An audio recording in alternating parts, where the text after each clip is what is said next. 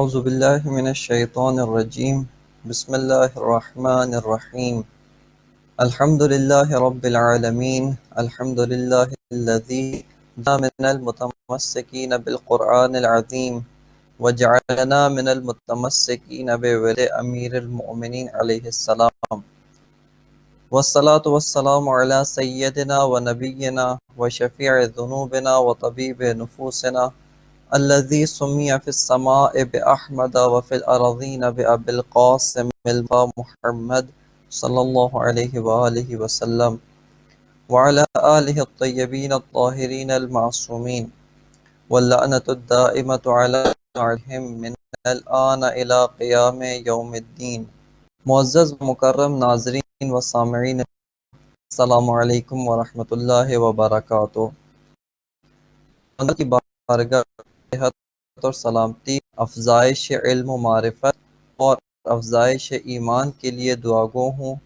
ساتھ ہی خداوند متعال کی بارگاہ میں اعزاء، احباب، اقارب، دوستان کی توفیقات میں اضافے اور ان کی صحت و سلامتی و جان اور مال کی حفاظت کے لیے خداوند کی بارگاہ میں دعا گو. جس طرح سے کہ آپ کے علم میں ہے کہ یہ پروگرام امام حسین از مدینہ کربلا، اس کے اندر امام علیہ السلام کے مقدس کا جائزہ لینے اور امام علیہ السلام کے کلمات کا مختصر سی تفسیر و تشریح آپ کی خدمت میں بیان کی جا رہی ہے. امام علیہ السلام کے قیام مقدس کو ہم نے 4 حصوں میں یا 4 مراحل یا 4 ادوار میں تقسیم کیا تھا. ایک مرحلہ امام کے قیام کا مدنی مرحلہ تھا کہ جو امام نے اس وقت آغاز کیا کہ جب آپ سے بیعت کا مطالبہ کیا، اور اس کے بعد امام علیہ السلام مدینہ سے خروج کرتے ہیں اور مکے کی جانب گامزن ہوتے ہیں، یہاں تک کہ امام مکے میں داخل ہو جاتے ہیں. یہ سارا مرحلہ امام حسین علیہ السلام کے قیام کا مدنی مرحلہ کہلاتا ہے. دوسرا مرحلہ جو امام کے قیام مقدس کا بہت ہی اہم اور عظیم مرحلہ ہے، وہ امام کے قیام کا مکی مرحلہ یا مکی دور ہے، جس میں امام علیہ السلام نے بے تحاشا اہم اقدامات انجام دیے. یہ مرحلہ 3 شعبان المعظم سے شروع ہوتا ہے کہ جب امام بیت اللہ الحرام شہر مکہ مکرمہ میں داخل ہوتے ہیں، اور 8 ذی الحج تک جاری رہتا ہے کہ جب تک امام مکہ کے اندر قیام پذیر ہوتے ہیں. اور جب امام 8 ذی الحج سے مکہ سے خروج کرتے ہیں اور مکہ کو الوداع کہتے ہیں، اس وقت یہ مرحلہ اتمام پذیر ہوتا ہے اور اختتام کو جا پہنچتا ہے. قیام امام کا تیسرا مرحلہ وہ سفر کے اوپر مشتمل ہے کہ جو 8 ذی الحج سے شروع ہوتا ہے کہ جب سے امام مکے کو خیربات کہتے ہیں اور نکلتے ہیں، اور 2 محرم الحرام تک جاری رہتا ہے کہ جب امام سرزمین کربلا، دشت نینوا اور سرزمین قیام امام حسین علیہ السلام کا تیسرا مرحلہ کہ جو سفر کے اوپر مشتمل ہے، جو 8 ذی الحج سے شروع ہوتا ہے اور 2 محرم الحرام تک جاری رہتا ہے کہ جب امام مکہ مکرمہ کو خیربات کہتے ہیں اور اس کو الوداع کرتے ہیں، وہاں سے لے کر 2 محرم الحرام تک کہ جب امام سرزمین کربلا اور دشت نینوا کے اوپر تشریف فرما ہوتے ہیں. یہ امام کے قیام کا تیسرا مرحلہ ہے. امام علیہ السلام کے قیام تھا اور نہائی و آخری مرحلہ 2 محرم الحرام سے آغاز ہو کر 10 محرم الحرام تک جا پہنچتا ہے کہ جب امام عصر عاشور جام شہادت نوش کرتے ہیں اور اپنی قربانی، اپنی ذات کو بارگاہ خداوند متعال کی راہ میں قربان کر دیتے ہیں. لہٰذا قیام امام کی یہ 4 مراحل ہیں.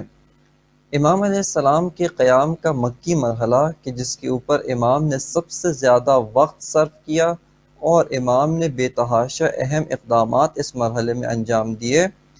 اس کے اندر 3 اہم اقدامات آپ کی خدمت میں بیان کیے تھے. پہلا اقدام امام نے عوامی و عمومی تبلیغ اور لوگوں اور اہالیان مکہ و حجاج کرام کے سامنے خطبات ارشاد دیے۔ دوسرا مرحلہ امام علیہ السلام نے مختلف علاقے کے وفود، ان کے نمائندے، ان کے سفراء سے ملاقات کی اور بالخصوص کوفہ کے سفراء اور ان کے خطوط کو وصول کیا۔ اسی مرحلے میں امام نے مختلف علاقوں کی جانب اپنے خط کو ارسال کیا، اپنے خط کو لکھ کر ان کی جانب بھیجا کہ جس میں مختلف علاقوں کی جانب خطوط روانہ کیے، لیکن انتہائی افسوس و صد افسوس کہ تاریخ نے صرف اور صرف 2 ہی خطوط ہمارے لیے نقل کیے ہیں کہ جو آپ کی خدمت میں تلاوت کیے تھے۔ تیسرا اقدام جو امام نے شہر مکہ کے اندر انجام دیا وہ خواص اور بزرگان مکہ سے ملاقاتیں کیں۔ انہوں نے جو امام کو مشورہ دیے، امام نے اس کو سماعت کیا اور امام نے ان کے مشوروں کے جواب میں ایک مناسب رویہ اور مناسب اظہار خیال کر کے ان کو ایک تسلی بخش اور تشفی آمیز جواب دیا۔ اس تیسرے اقدام کا جائزہ لے رہے تھے اور گزشتہ پروگرامات میں آپ کی خدمت میں عرض کیا کہ ایک دن جناب عبداللہ ابن عباس اور عبداللہ ابن عمر کے جو خلیفہ دوم عمر ابن خطاب کے فرزند تھے، امام حسین علیہ السلام کی خدمت میں تشریف لاتے ہیں اور ان دونوں نے عزم کیا تھا، ارادہ کیا تھا کہ واپس مدینہ کی جانب چلے جائیں۔ یہ امام علیہ السلام کی خدمت میں آ کر امام سے گفتگو کرتے ہیں، پیغام دیتے ہیں اور امام سے چاہتے ہیں، کوشش کرتے ہیں کہ واپس امام علیہ السلام کو مدینہ لے جائیں اور امام کو مکہ کے اندر جو خطرہ درپیش ہے اس سے امام کی جان کو نجات دے دیں۔ لہٰذا گفتگو کا آغاز عبداللہ ابن عمر کرتے ہیں اور کہتے ہیں کہ آپ یزید کی بیعت کر لیں، یا اگر بیعت نہیں کرتے تو جس طرح سب لوگوں نے خاموشی اختیار کی ہے، آپ بھی خاموشی اختیار کر کے اپنے گھر میں تشریف رکھیں، کوئی آپ سے سروکار نہیں رکھے گا۔ یہاں پر امام حسین علیہ السلام جناب عبداللہ ابن عمر جن کی کنیت ابا عبد الرحمن تھی، ان سے فرماتے ہیں کہ آپ مجھ سے کہہ رہے ہیں کہ میں اس کی بیعت کر لوں، یزید کی بیعت کر لوں، جبکہ آپ خود صحابی نبی، صحابی پیغمبر، آپ جانتے ہیں کہ رسول خدا نے اس شخص کے بارے میں، اس کے اور اس کے باپ کے بارے میں کیا فرمایا تھا۔ جیسے ہی یہ جواب حضرت ابا عبداللہ الحسین کا سنا، جناب عبداللہ ابن عباس فوراً محو گفتگو ہو جاتے ہیں اور فرماتے ہیں کہ بالکل ایسا ہی ہے اے پیغمبر کے نواسے، اے رسول خدا کی بیٹی کے فرزند، رسول خدا نے یزید کے بارے میں کہا تھا کہ میرا یزید سے کوئی تعلق نہیں ہے اور میں یزید سے بیزار ہوں، یعنی اظہار بیزاری کیا تھا، اور خود رسول خدا نے فرمایا تھا کہ خداوند متعال یزید کو مبارک قرار نہ دے، اس میں کوئی برکت نہیں ہے، اور یہ میرے بیٹے، میرے فرزند اور میری دختر و بیٹی کے فرزند حسین کو شہید کرے گا۔ اور اس کے بعد رسول خدا نے یہ بھی فرمایا تھا کہ اس ذات کی قسم کہ جس کے قبضہ قدرت میں میری جان ہے، کہ حسین جس قوم کے درمیان شہید کیے جائیں گے اور وہ قوم ان کا دفاع نہیں کرے گی، خداوند متعال اس قوم کو منافقت جیسے مرض اور اس جیسی بیماری میں گرفتار کر دے گا۔ اس کے بعد امام حسین علیہ السلام ان سے سوال پوچھتے ہیں کہ اے عبداللہ ابن عباس، کیا آپ جانتے ہیں کہ یہی رسول خدا کی بیٹی کے فرزند یہ میں ہی ہوں؟ جناب عبداللہ ابن عباس جواب دیتے ہیں کہ اللہ کی قسم کھا کر کہ بالکل آپ ہی ہیں، اور میں یہ بھی جانتا ہوں کہ روئے زمین کے اوپر آپ کے علاوہ رسول خدا کا کوئی اور نواسہ موجود نہیں ہے، اور ساتھ یہ بھی گواہی دی کہ میں یہ بھی جانتا ہوں کہ آپ کی مدد کرنا، آپ کی نصرت کرنا اس امت کے اوپر اسی طرح سے فرض ہے، اسی طرح سے واجب ہے جس طرح سے نماز و زکوٰۃ اس امت کے اوپر فرض اور واجب قرار دی گئی ہیں۔ اس کے بعد امام حسین جناب عبداللہ ابن عباس پوچھتے ہیں کہ آپ بتائیں اس امت کے بارے میں کیا کہتے ہیں کہ جنہوں نے اپنے رسول کے نواسے کو حرم نبی سے دور دی، اس کی زادگاہ، اس کی جائے پیدائش، اس کے گھر بار سے دور کر کے اس کو اب پناہ دینے کے لیے تیار نہیں ہیں، اور اس کے دشمن بن گئے ہیں۔ جناب عبداللہ ابن عباس جب یہ سوال سنتے ہیں، قرآن مجید کی چند آیات مجیدہ کی تلاوت کرتے ہیں، اور اس کے بعد سے جناب ابن عباس امام حسین کو جواب دیتے ہیں۔ یہاں تک کہ گفتگو کا حصہ عبداللہ ابن عباس یہاں تک کہتے ہیں کہ اے ابا عبداللہ، میں آپ کی نصرت کے لیے تیار ہوں، میں آپ کی مدد کے لیے تیار ہوں، جو حکم دینا ہے آپ مجھے حکم ارشاد کریں، میں آپ کی اطاعت کروں گا، آپ کی فرمان برداری کروں گا اور آپ کے فرمان کو انجام دوں گا۔ جیسے ہی یہ جواب عبداللہ ابن عمر نے سنا، فوراً جناب عبداللہ ابن عباس کو ٹوکا اور کہا کہ محلن ذرنا یبن عباس، اے ابن عباس چھوڑ دے، باتی ہو گئے، آپ تو بہت ہی ایک دم جوش و خروش میں آ کر مدد کرنے تک کو تیار ہو گئے۔ اس کے بعد اب عبداللہ ابن عمر امام حسین سے محو کلام ہوتے ہیں، محو گفتگو ہو جاتے ہیں، اور اب امام حسین علیہ السلام کو مشورہ دیتے ہیں۔ روایت کل آپ کی خدمت میں جناب عبداللہ ابن عمر کی گفتگو جو انہوں نے امام حسین سے فرمائی وہ عرض کی تھی، لیکن ربط کلام کے لیے تیزی کے ساتھ اس کو ایک دفعہ دوبارہ آپ کی خدمت میں بیان کیا جا رہا ہے۔ ثم اقبل ابن عمر على الحسين فقال ابا عبد الله مهلا اما قد عزمت عليه وارجع من هنا الى المدينة وادخل في صلح القوم ولا تغب عن وطنك وحرم جدك حتى هؤلاء الذين لا خلاق لهم على نفسك حجة وسبيلا وإن أحببت أن لا تبايع فأنت متروك حتى ترى برأيك فإن يزيد بن معاوية لعنه الله عسى ألا يعيش إلا قليلا فيكفيك الله أمره۔ کہتے ہیں کہ اے ابا عبداللہ، آپ نے جو عزم کیا ہے اس عزم سے دستبردار ہو جائیں، اس کو چھوڑ دیں، اور آپ بھی ہمارے ساتھ مدینہ واپس تشریف لے جائیں اور اپنے گھر میں بیٹھ جائیں، اور اگر آپ چاہتے ہیں کہ آپ یزید کی بیعت نہ کریں تو آپ نہ کریں، ہم نے بھی تو یزید کی بیعت نہیں کی تھی۔ یعنی گویا ایک طرح سے یہ مثال دینا چاہ رہے ہیں کہ ہم نے بھی تو یزید کی بیعت نہیں کی تھی، آپ بھی نہ کریں یزید کی بیعت، اور آپ بھی اس قسم کا کوئی اقدام نہ کریں، لیکن آپ کوئی اظہار بھی نہ کریں، آپ جو ہے مزاحمت بھی نہ کریں، اور آپ مقابلہ بھی نہ کریں، مبارزہ بھی نہ کریں، صرف خاموشی سے بیٹھ جائیں۔ ان قریب خداوند متعال اس شخص کو جہنم واصل کرے گا، اور پھر آپ کا امر، آپ کا فیصلہ اور جو آپ چاہتے ہیں وہ ظاہر ہو جائے گا۔ امام حسین علیہ السلام نے جب جناب عبداللہ ابن عمر کہ جو زہد و تقوی و پارسائی میں مشہور و معروف شخصیت تھے،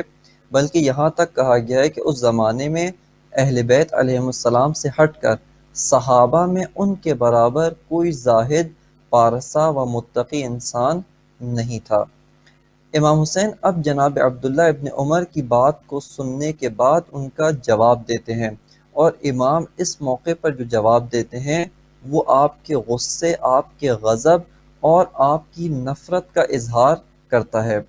یہاں پہ امام علیہ السلام اس شخصیت سے اظہار نفرت نہیں کر رہے، اس صحابی رسول سے کوئی بیزاری کا اظہار نہیں کر رہے، لیکن جو انہوں نے موقف اپنایا ہے، جو ان کا نظریہ ہے اور جو رائے وہ پیش کر رہے ہیں کہ اے فرزند رسول آپ بھی اس نظریے کو اپنا لیں، امام اس نظریے، اس راستے، اس موقف، اس سے امام اظہار بیزاری و اظہار نفرت فرما رہے ہیں۔ لہٰذا یہ اشتباہ نہیں ہونا چاہیے کہ امام اس شخصیت کو ناپسند کرتے تھے، نہ، شخصیت قابل احترام جیسا کہ پیچھے آپ نے گفتگو کے اندر ملاحظہ کیا، لیکن امام نے ان کے موقف اور ان کی جو رائے تھی اور ان کا جو نظریہ و تھیوری تھی، امام نے ہمیشہ ہمیشہ کے لیے اس تھیوری سے اظہار بیزاری کیا کہ آج عبداللہ ابن عمر آپ اس تھیوری کو اپنائے ہوئے ہیں، آپ کی یہ رائے اور یہ نظریہ ہے، کل کو بھی جو بھی اس تھیوری، اس نظریے کے مطابق چلے گا، خداوند متعال کی طف اور لعنت اور حسین ابن علی کی طف اور لعنت اس کے اوپر اور اس کی شامل حال ہوگی۔ اور جس طرح سے امام آپ کے نظریے کو جب آپ کی زبانی سنا تو غضبناک ہوئے، اگر کسی اور کو قیامت تک اس راستے پر چلتے ہوئے دیکھیں گے، حسین ابن علی بھی اس کے اوپر غضبناک ہوں گے۔ امام علیہ السلام کا جواب مشاہدہ و ملاحظہ کیجئے۔ فقال الحسین اف لهذا الکلام ابدا ما دامت السماوات والارض. امام حسین فرماتے ہیں کہ یہ جو بات آپ نے کی ہے اس بات کے اوپر تف ہے، اس بات کے اوپر لعنت اور وائے ہے، یعنی انتہائی قابل نفرت بات آپ نے کی ہے، اور جب تک زمین و آسمان، یہ نیلی چھت اور یہ زمین، یہ قائم و دائم ہیں، یہ باقی ہیں، اس وقت تک اس نظریے اور اس بات کے اوپر حسین ابن علی کی جانب سے اف اور تف موجود ہے. اسألک باللہ یا عبداللہ انا عندک علی خطأ من امری ھذا. اسألک باللہ یا عبداللہ انا عندک علی خطأ من امری ھذا. امام فرماتے ہیں کہ اے عبداللہ ابن عمر، میں آپ سے سوال کرتا ہوں اور خداوند متعال کا واسطہ دے کے آپ سے پوچھتا ہوں، کیا آپ کے نزدیک میں خطا پر ہوں؟ میں نے غلط راستہ اپنایا ہے؟ میں کسی غلط اور اشتباہ اور کسی نادرست راہ کی طرف جا رہا ہوں؟ جناب عبداللہ ابن عمر یہ سننے کے بعد فوراً فرماتے ہیں کہ اسألک باللہ یا عبداللہ. امام حسین اپنی گفتگو کو آگے بڑھاتے ہوئے فرماتے ہیں کہ اے عبداللہ ابن عمر، میں آپ کو اللہ کا واسطہ دے کر سوال کرتا ہوں، انا عندک علی خطأ من امری ھذا، کیا آپ کے نزدیک میں غلط راستے پر ہوں؟ میں کسی اشتباہی راستے کے اوپر سفر طے کر رہا ہوں، یا میرا جو نظریہ، میرا جو موقف اور جو میری رائے ہے وہ رائے غلط ہے، وہ درست نہیں ہے؟ فَإِن كُنْتُ عِنْدَكَ عَلَى خَطَأٍ فَرُدَّنِي فَإِنِّي أَخْضَعُ وَأَسْمَعُ وَأَطِيعُ. جناب سید الشہداء امام حسین فرماتے ہیں کہ اگر آپ کے نزدیک میرا راستہ غلط ہے، میرا موقف غلط ہے، بس مجھے آپ بتائیں، مجھے جواب دیں کہ بے شک میں آپ کی بات کو سنوں گا، آپ کی دلیل کو سنوں گا، اور اگر صحیح ہوئی تو اس کے سامنے سر تسلیم خم کر کے آپ کی اطاعت کروں گا. امام کی یہ بات سن کر اور امام کے سوال کے جواب میں عبداللہ ابن عمر فرماتے ہیں فقال ابن عمر اللہم لا ولم یکن اللہ تعالی یجعل ابن بنت رسول اللہ علی خطأ. کہتے ہیں کہ اللہ کی قسم ہرگز، یعنی ایسا نہیں ہے کہ آپ خطا پہ ہیں، اور اللہ کو یہ زیب نہیں دیتا، اللہ ایسا نہیں کرے گا کہ اپنی نبی کی بیٹی کے بیٹے کو خطا کے اوپر قرار دے. یعنی آپ نواسۂ پیغمبر، نواسۂ رسول خدا، خداوند متعال کبھی بھی آپ کو خطا کے اوپر سفر نہیں کرنے دے گا. وَلَيْسَ مِثْلُكَ مِنْ طَهَارَتِهِ وَصَفْوَتِهِ مِنَ الرَّسُولِ عَلَى مِثْلِ یزید ابن معاویہ بِاسْمِ الخلافہ. اور کہتے ہیں کہ جو طہارت، پاکیزگی اور جو کچھ آپ نے بزرگی رسول خدا سے حاصل کی ہے وہ خلافت کے زیادہ لائق ہے بنسبت وہ شرارت، وہ شر، وہ پلیدی، وہ ناپاکی کہ جو یزید ابن معاویہ کے خدا کی لعنت اس پر ہو، اس میں پائی جاتی ہے. یعنی آپ ہی خلافت کے زیادہ لائق اور زیادہ مناسب ہیں. لیکن اس کے بعد کہتے ہیں کہ یہ جو رائے میں نے آپ کو دی، اگرچہ آپ ہی خلافت کے مناسب، آپ ہی لائق ہیں، اور آپ سے بڑھ کر اس امر، اس کی باغ دوڑ سنبھالنے کے لیے کوئی اور شخص مناسب نہیں ہے، لیکن میرا ایک خوف ہے. وَلَكِنْ أَخْشَىٰ أَنْ يُضْرَبَ وَجْهُكَ هَٰذَا الْحَسَنُ الْجَمِيلُ بِالسَّيْفِ وَتَرَىٰ مِنْ هَٰذِهِ الْأُمَّةِ مَا لَا تُحِبُّ فَارْجِعْ مَعَنَا إِلَى الْمَدِينَةِ وَإِنْ لَمْ تُحِبْ أَنْ تُبَايِعَ فَلَا تُبَايِعْ أَبَدًا وَاقْعُدْ فِي مَنْزِلٍ. لیکن کہتے ہیں کہ اگرچہ یہ ساری باتیں ٹھیک، آپ کا راستہ، آپ کا موقف، یہ سب کچھ درست ہے، لیکن میرا ایک خوف ہے، اور میں اس بات سے ڈرتا ہوں کہ آپ کا خوبصورت اور حسین چہرہ یہ ان دشمنوں کی تلواروں کا نشانہ نہ بن جائے اور دشمن کی تلواروں کی زد میں نہ آ جائے. لہٰذا آپ سے درخواست کی جا رہی ہے کہ آپ ہمارے ساتھ مدینہ تشریف لے چلیں، مدینہ آئیں، اور اگر آپ بیعت نہیں کرنا چاہتے، آپ ہرگز بیعت نہ کریں، آپ یزید کے ہاتھ پہ بیعت نہ کریں، لیکن آپ کوئی بات بھی نہ کریں، اظہار خیال بھی نہ کریں، بس خاموشی کے ساتھ اپنے گھر میں تشریف رکھیں اور کچھ بھی نہ کہیں. جب یہ رائے سنی امام حسین نے عبداللہ ابن عمر کی، تو اس کے جواب میں امام حسین فرماتے ہیں فقال الحسین ہیہات یا ابن عمر کہ اے ابن عمر، ہرگز یعنی ہیہات ہم دور ہیں اس بات سے، جو آپ کی رائے ہے، جو آپ کا نظریہ ہے، ہم اس سے بالکل دور ہیں، اور یہ بات ہم سے بالکل دور ہے، ہم اس کے قریب بھی نہیں آ سکتے۔ اس کے بعد امام حسین جناب عبداللہ ابن عمر کی باتوں کا استدلالی جواب دیتے ہیں، فرماتے ہیں ان القوم لا یترکونی وان اصابونی وان لم یصیبونی فلا یزالونی حتی ابائع وانا کارہ او یقتلونی۔ کہتے ہیں کہ اے عبداللہ ابن عمر، آپ کی جو بات ہے کہ میں اگر اپنے گھر میں بیٹھا رہوں، بیعت نہ بھی کروں، خاموشی اختیار کر لوں، اس وقت یہ لوگ مجھے تنہا چھوڑ دیں گے، مجھے میرے حال پر چھوڑ دیں گے، اور مجھ سے کوئی سروکار نہیں رکھیں گے۔ امام حسین فرماتے ہیں ایسا نہیں ہے، اگر یہ قوم مجھ کو پالے، یہ قوم اپنے اس کے ناپاک ہاتھ میرے دامن تک پہنچ جائیں تو مجھے ضرور بضرور قتل کر دیں گے۔ وَإِن لَمْ يُصِيبُونِي، اور اگر ان کے ہاتھ مجھ تک نہیں پہنچ سکے تو یہ لوگ میرا پیچھا نہیں چھوڑیں گے، اس قدر پیچھا کریں گے یہاں تک کہ مجھ سے بیعت لے لیں اور مجھے بیعت پر مجبور کر دیں، جبکہ میں بیعت ہرگز نہیں کروں گا، کسی صورت بیعت نہیں کروں گا۔ بس یہ لوگ اس قدر پیچھا کریں گے کہ یا بیعت لے لیں یا مجھے قتل کر دیں، او یقتلونی، یا مجھے قتل کر دیں۔ اما تعلمو یا عبداللہ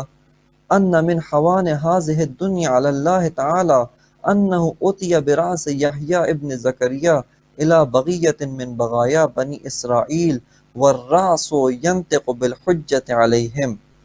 یہاں پر امام حسین علیہ السلام دوسری دلیل لیتے ہیں کہ آپ مجھے کیوں اس قدر موت سے ڈرا رہے ہیں، آپ مجھے کیوں اس قدر اس بات سے خوف دلا رہے ہیں کہ میں اسی دنیا کے ساتھ چپکا رہوں اور میں خداوند متعال کی ملاقات میں جلدی نہ کروں۔ امام حسین فرماتے ہیں کہ اس دنیا کی پستی، اس دنیا کے گھٹیا پن، اس دنیا کی ضلالت، اس کی ذلت اور اس دنیا کی جو کم ظرفی ہے، بدبختی ہے، اس کے لیے یہی کافی ہے کہ اس دنیا میں جناب یحییٰ ابن زکریہ، حضرت زکریہ علی نبینا وآلہ وعلیہ السلام کے فرزند حضرت یحییٰ، ان کے سر مبارک کو ایک فاحشہ عورت کے تحفے میں دیا گیا، اور یہ سر اس حالت میں اس کو دیا گیا جبکہ یہ سر ان کے خلاف حجت اور دلیل کو بیان کر رہا تھا، یعنی یہی سر ان کے خلاف تلاوت آیات کر رہا تھا، آیات انجیل اور آیات کتاب مقدس کر رہا تھا۔ امام فرماتے ہیں کہ یہ اس دنیا کی پستی کے لیے یہی کافی ہے کہ اس میں خدا کے مقرب اور برگزیدہ بندگان کا سر تحفے کے طور پہ فاجرہ و فاسقہ و فاحشہ خواتین کو دیا جاتا ہے، جبکہ بندگان خدا صحیح کہہ رہے تھے، اور وہ جو فاسق و فاجر تھے وہ غلط راہ کے اوپر گامزن تھے۔ امام فرماتے ہیں پس یہ دنیا اس قدر پست، اس قدر گھٹیا ہے، یعنی یہ دنیا رہنے کے قابل نہیں ہے، یہ دنیا ایسی نہیں ہے کہ میں اپنی موت کے خوف سے اس دنیا کے ساتھ چپکے رہنے اور اس دنیا کی رنگینیاں اور اس کی لذتوں کو حاصل کرنے کے لیے میں حق بات کو بیان نہ کروں۔ اس کے بعد امام فرماتے ہیں اما تعلم ابا عبد الرحمن ان بنی اسرائیل كانوا يقتلون ما بين طلوع الفجر الى طلوع الشمس 70 نبیا ثم يجلسون في اسواقهم یبیعون و یشترون کلہم کأنہم لم یصنعوا شیئا۔ فرماتے ہیں کہ اے ابا عبد الرحمن، کہ آپ کو علم نہیں ہے، آپ نہیں جانتے کہ بنی اسرائیل طلوع فجر سے لے کر طلوع الشمس تک، یعنی بین طلوعین، جب طلوع فجر ہوتا ہے، جس وقت سے نماز فجر واجب ہوتی ہے، اس کا وقت آغاز ہوتا ہے، اس وقت سے لے کر طلوع الشمس تک کہ جب نماز فجر قضا ہو جاتی ہے، بنی اسرائیل اس مختصر سے وقت میں، جو تقریباً آپ کی خدمت میں عرض کیا کہ کل 1 گھنٹے سے لے کر 1.5 گھنٹے تک یہ وقت ہوتا ہے، اس کے درمیان 70 انبیاء کو شہید کیا کرتے تھے، 70 انبیاء کا قتل کیا کرتے تھے، اور اس کے بعد طلوع فجر کے بعد اپنی بازاروں میں، اپنی دکانوں پہ اس طرح سے آ کے بیٹھ جاتے تھے جس طرح سے کہ کچھ غیر معمولی واقعہ ہوا ہی نہیں۔ ہر چیز اپنے روٹین پر ہے، اور کوئی کام اجنبی، کوئی عجیب و غریب کام وقوع ہی نہیں پایا، یعنی ان لوگوں نے گویا انبیاء کو قتل کرنا اپنا پیشہ، اپنا شیوا، اپنا وتیرہ اور ایک روٹین کی عادت بنا لی تھی، اور ان پر اس طرح سے ہوتا تھا کہ گویا کسی چیز کا کوئی اثر ہی ان کے اوپر نہیں ہوا۔ یعنی یہ دوسری دلیل امام نے پیش کی کہ دنیا اس قدر پست ہے۔ اس کے بعد امام فرماتے ہیں فَلَمْ يُعَجِّلِ اللَّهُ عَلَيْهِمْ ثُمَّ أَخَذَهُمْ بَعْدَ ذَلِكَ أَخْذَ عَزِيزٍ مُقْتَدِرٍ۔ فرماتے ہیں کہ خداوند متعال نے بنی اسرائیل کے اوپر عذاب کرنے میں جلدی نہیں کی،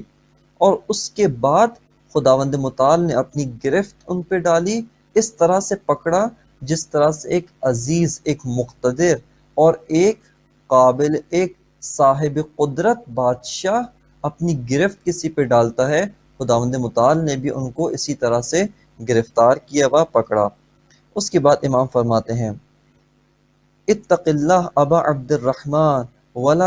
ولا تدعن نصرتی واذکرنی فی صلاتک۔ امام فرماتے ہیں کہ اے ابا عبد الرحمن، اے عبداللہ ابن عمر، اللہ کا تقوی اختیار کریں۔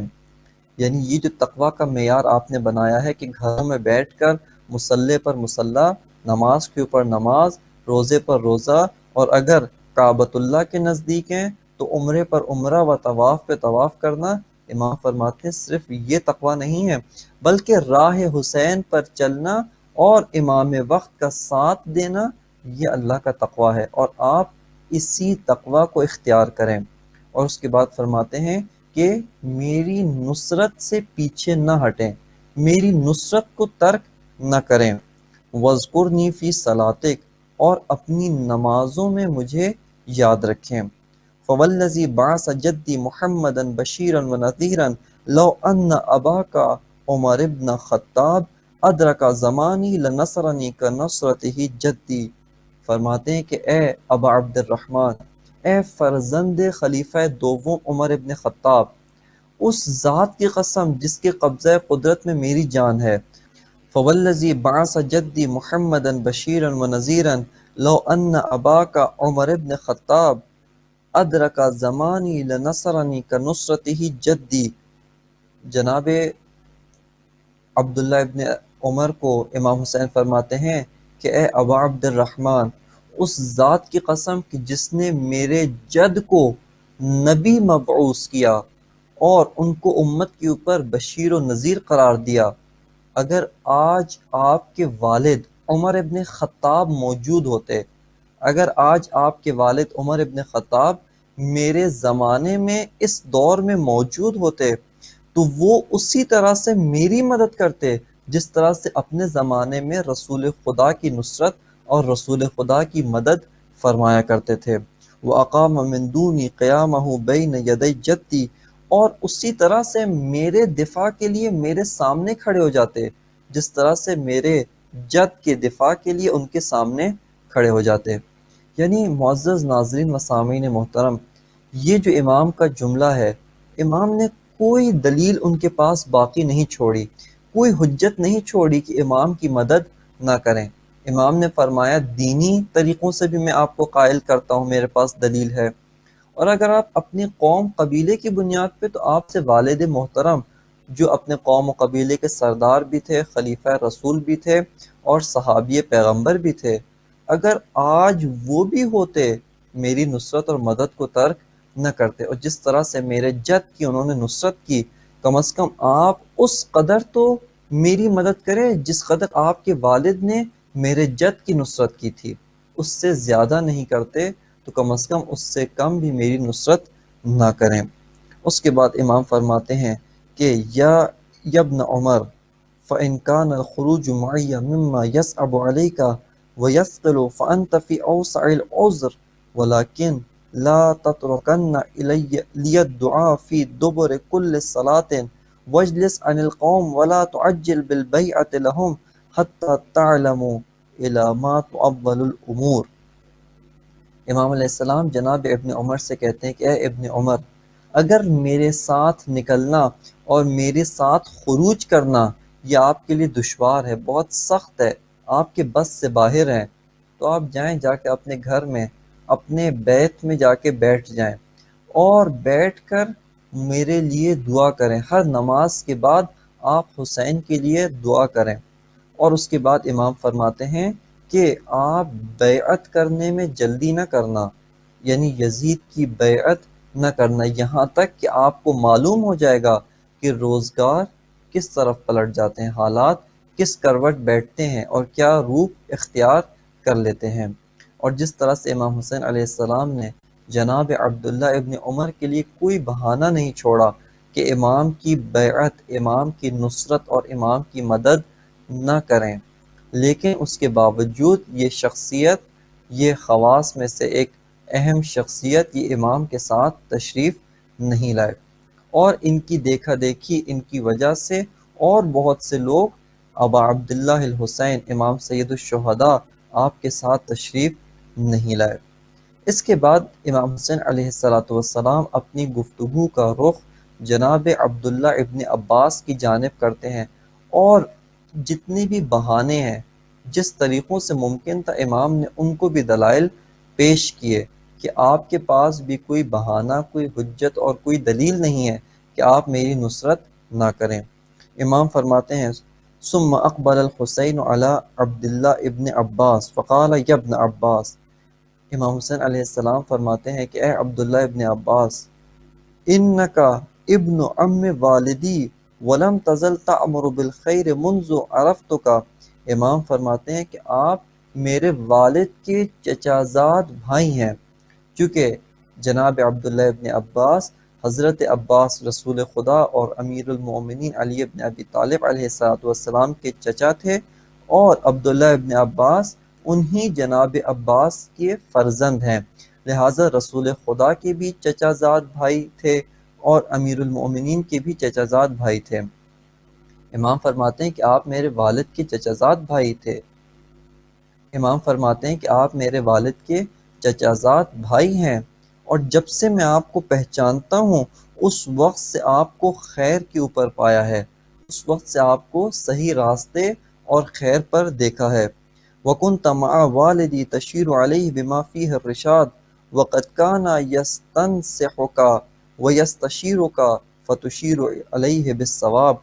کہتے ہیں آپ جب تک میرے والد محترم کے ساتھ تھے آپ ان کو بہترین مشورہ دیا کرتے تھے، حکومتی امور میں آپ ان کے مشاور اور مشیر تھے،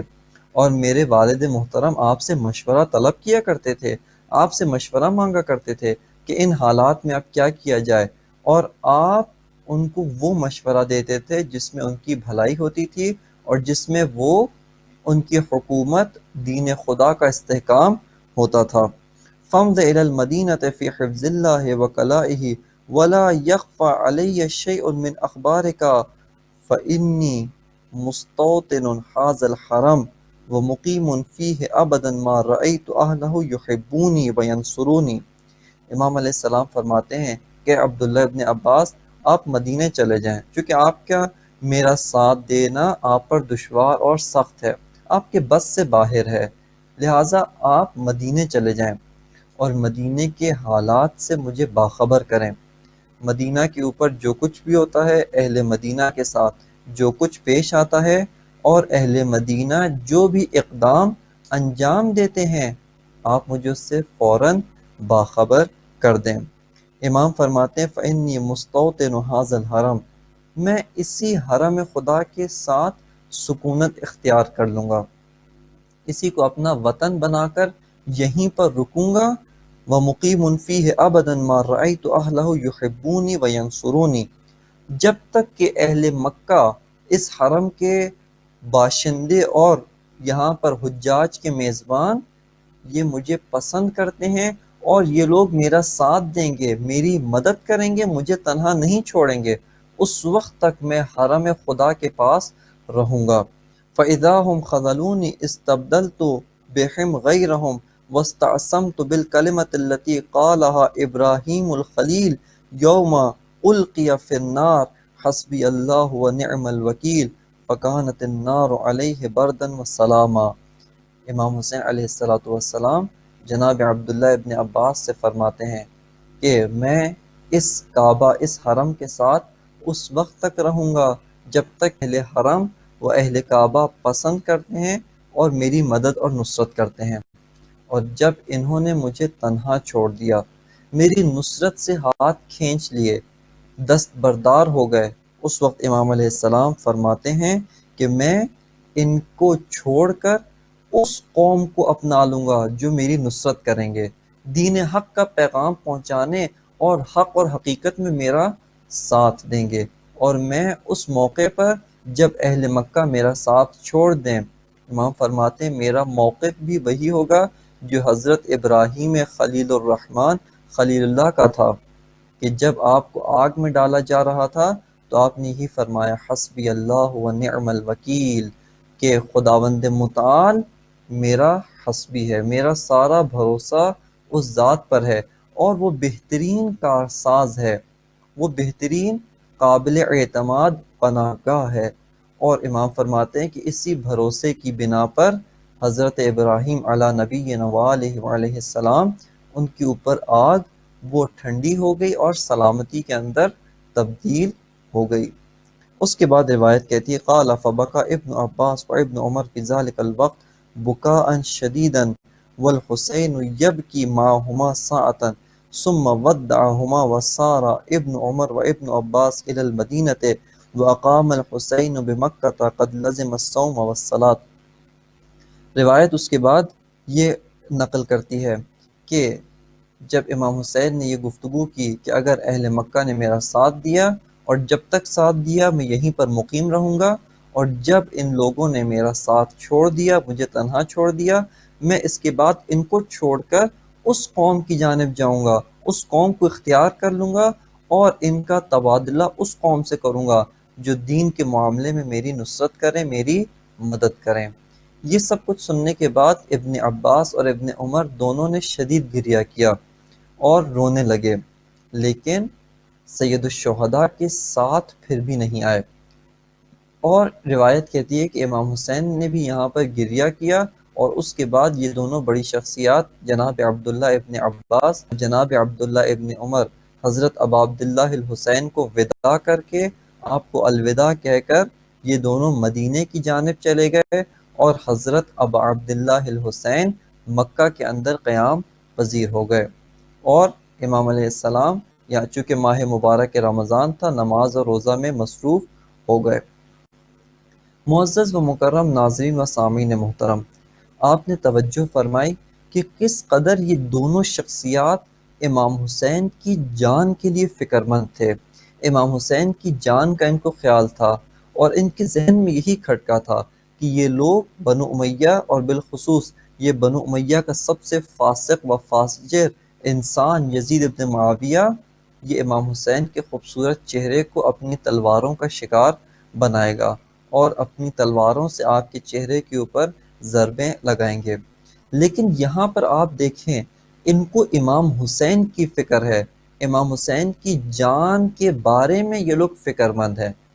لیکن آپ ایک اور نقطے کی جانب توجہ کریں کہ امام حسین کس چیز کے بارے میں فکر مند ہیں، حتیٰ اپنی جان کو اس کے اوپر قربان کرنے کے لیے تیار ہیں۔ یعنی یہاں پر آپ دیکھیں کہ یہ دو شخصیات امام حسین کے لیے فکر مند ہیں، امام کی جان کو خطرے میں محسوس کر رہے ہیں، تبھی آپ کو مشورہ دے رہے ہیں کہ آپ مدینہ تشریف لے جائیں، آپ بیعت نہیں کرنا نہ کریں، اپنے گھر میں خانہ نشین ہو جائیں، آواز بلند نہ کریں، کوئی موقف اختیار نہ کریں، اور اس قوم کی مخالفت نہ کریں، یزید کے خلاف پرچم بغاوت و علم بغاوت و علم خروج بلند نہ کریں، اپنے گھر میں تشریف فرماؤ۔ لیکن امام حسین ان سے اپنی زبان حال سے یہی کہہ رہے ہیں کہ تمہیں میری جان کی فکر ہے، لیکن مجھ حسین کو ایک اور چیز کی فکر ہے۔ جس طرح تم میری جان کو خطرے میں دیکھ کر مجھے مشورہ دے رہے ہو کہ میں گھر میں بیٹھ جاؤں، میں حسین اپنے نانا کے دین کو خطرے میں دیکھ کر اپنی جان قربان کرنے کے لیے نکل رہا ہوں۔ آپ نے ملاحظہ کیا کہ یہ کس چیز کو خطرے میں سمجھ رہے تھے، اور امام حسین کے نزدیک کیا چیز خطرے میں تھی، جس کی خاطر امام اپنی جان، اپنے اہل بیت، اپنے خاندان، حتیٰ امام حسین علیہ السلام اپنی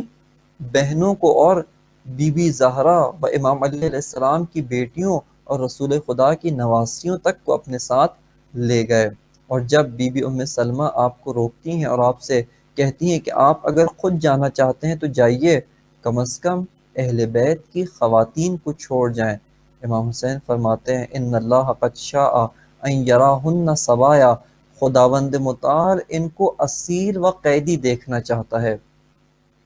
بس امام حسین علیہ السلام کو دین خدا و اپنے نانا، اپنے جد رسول خدا کی امت، اس کا خیال تھا، اس کو خطرے میں دیکھ رہے تھے۔ لہٰذا امام حسین علیہ السلام اپنی جان کی پرواہ کیے بغیر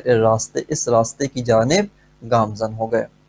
دوسرا نقطہ جو اس گفتگو سے ہم نے اخذ کیا وہ یہ کہ امام حسین علیہ السلام کو ہمدرد بہت سارے ملے۔ ہمدرد وہ ہوتا ہے کہ جو آپ کی خیر خواہی، آپ کی جان، آپ کے دنیاوی منافع کو خطرے میں دیکھ کر مشورہ دیتا ہے، لیکن وہ آپ کو بچانے کے لیے، آپ کی راہ کو محفوظ کرنے کے لیے کوئی عملی اقدام نہیں اٹھاتا، وہ کچھ بھی نہیں کرتا۔ لیکن امام کو ہم سفر و ہم فکر بہت کم ملے۔ اگر یہی سب کے سب لوگ کہ جو سید الشہداء کے ہمدرد ہیں، مدینہ میں آپ کے بھائی جناب عبداللہ ابن عباس، مکہ میں دو بڑی شخصیات، یہی سارے لوگ جو امام کے ہمدرد ہیں، امام کے درد کو محسوس کرتے ہیں، مدینہ میں آپ کے بھائی جناب محمد ابن حنفیہ،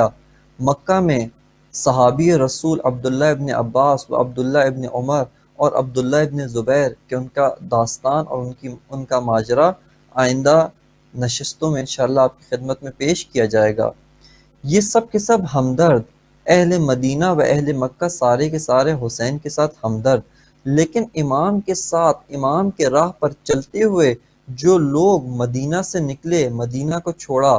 مکے میں حج کو عمرے میں تبدیل کر کے احرام کھول کر امام کے ساتھ کربلا پہنچ گئے، یہ سب کے سب ہمدرد نہیں تھے بلکہ ہم سفر و ہم فکر تھے، یعنی امام کے ساتھ سفر میں شریک ہو گئے اور امام کے مصائب، امام کے دکھ، امام کی مصیبتوں کو اپنی جان کے اوپر مول لے لیا اور امام کے دفاع کی خاطر، امام کی جان و امام کے مقصد کو بچانے کے لیے اپنی جان کو ڈھال بنا کر، اپنے جسموں کو سپر اور ڈھال بنا کر ابا عبداللہ کے سامنے کھڑے ہو گئے۔ بس معزز ناظرین و سامعین، آپ نے مشاہدہ کیا کہ سید الشہداء کو ہمدرد نہیں چاہیے۔ امام علی علیہ السلام کے دور خلافت میں بھی ایسے ہمدرد بے تحاشا تھے کہ جو آپ کو مشورے دیتے تھے کہ آپ معاویہ کے خلاف اقدام نہ کریں، جب آپ کی حکومت مضبوط ہو جائے، مستحکم ہو جائے، اس وقت آپ پھر کھل کر اس کے خلاف مبارزہ کریں۔ لیکن ابھی آپ کی حکومت کو چند دن نہیں ہوئے، آپ خاموشی اختیار کریں اور اس کو اپنے منصب کے اوپر بحال رکھیں۔ لیکن یہ لوگ امام کے ساتھ ہم فکر نہیں تھے، امام کے ساتھ ہم سفر نہیں تھے اور امام کی مدد، امام کی نصرت کے لیے تیار نہیں تھے، اپنے گھروں کے عیش و آسائش کو چھوڑنے کے لیے آمادہ نہیں تھے۔ اسی طرح حضرت ابا عبداللہ الحسین کو بے تحاشا ہمدرد ملے، لیکن امام حسین کو ہمدرد نہیں چاہیے بلکہ آپ کو ہم فکر، ہم سفر، آپ کی نصرت کرنے اور دین خدا کا دفاع کرنے والے مجاہدین چاہیے تھے۔ اور آج بھی امام زمانہ عجل اللہ تعالی فرجہ الشریف جو پردہ غیبت میں امت کے منتظر ہیں کہ جب امام کی مدد کرنے والے ساتھی اعوان و انصار تیار ہو جائیں گے اور آپ کے مقصد کی خاطر، آپ کی عالمی حکومت کے لیے اپنی جان قربان کرنے کے لیے تیار ہوں گے، اس وقت امام علیہ السلام ظہور فرمائیں گے۔ یعنی ایسا نہیں ہے کہ ہم منتظر ہیں امام غائب ہیں، منتظر ہیں کہ کب میرے ساتھی تیار ہوں گے جن کی مدد سے میں نے عالمی حکومت کو قائم کرنا ہے۔ بس امام زمانہ ہمارے منتظر ہیں، امام زمانہ اپنی نگاہیں ہمارے اوپر گاڑ کے بیٹھے ہوئے ہیں کہ کب میرے شیعہ، میرے ماننے والے بیدار ہوں گے اور یہ لوگ تیار ہوں گے، تاکہ جب میں ظہور کروں تو میری مدد کریں، میری نصرت کریں، اور اس دنیا پر، اس کائنات پر عالمی حکومت عدل و انصاف، حکومت علوی و حکومت مہدوی کو قائم و دائم فرمائیں۔ معزز ناظرین و سامعین محترم، خداوند متعال کی بارگاہ میں دعا گو ہیں کہ خداوند متعال ہمیں مقصد سید الشہداء کو سمجھنے اور اس مقصد کو اپنی زندگیوں میں اپنانے کی توفیق عنایت فرمائے، اور خداوند متعال امام زمانہ اجل اللہ تعالی فرجہ الشریف کے ظہور میں تعجیل فرمائے، اور ہمیں، ہمارے اعزاء اقارب، ہمارے احباب، ہمارے رشتہ دار، ہماری اولاد، ہمارے تمام ساتھیوں اور دوستوں کو امام کے بہترین ناصروں اور مددگاروں میں شامل ہونے کی توفیق عنایت فرمائے۔ ربنا تقبل منا انك انت السميع العليم برحمتك یا ارحم الراحمین۔ والسلام علیکم ورحمۃ اللہ وبرکاتہ۔